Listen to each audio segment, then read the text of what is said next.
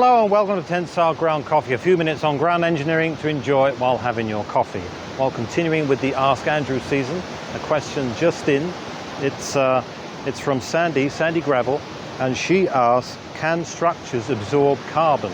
Well, thanks for that question, Sandy. Well, to answer that, we've come to Hong Kong. If you pan up, Brian, you may be able to see some of the skyscrapers. We're in Hong Kong Park on the island. The reason for that is to come and look at this reinforced soil slope here in the park. It's 7 meters high, 35 meters wide, and stands at an angle of 60 degrees to create some extra space in the park and to create some, to act as a toe buttress to a caisson foundation that I can see up the top there. This was proposed as an alternative to the original design of a reinforced concrete cantilever wall. Now you can imagine the carbon footprint of that option, particularly with the materials concrete and steel. So going for a reinforced soil slope significantly reduces the embedded carbon because you're using fill material that in this case was either Site 1 or obtained locally. That was the completely decomposed granite, the CDG.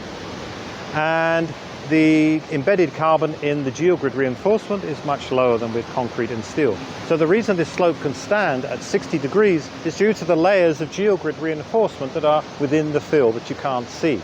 That allows it to stand so steeply and create all this extra space here.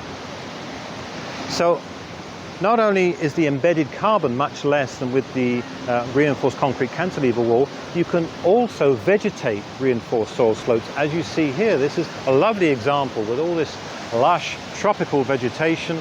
That's it, take it all in, Brian. What that is doing is absorbing carbon all the time. So built in 1990, so that's 33 years that this vegetation has been absorbing carbon, taking carbon out of the atmosphere.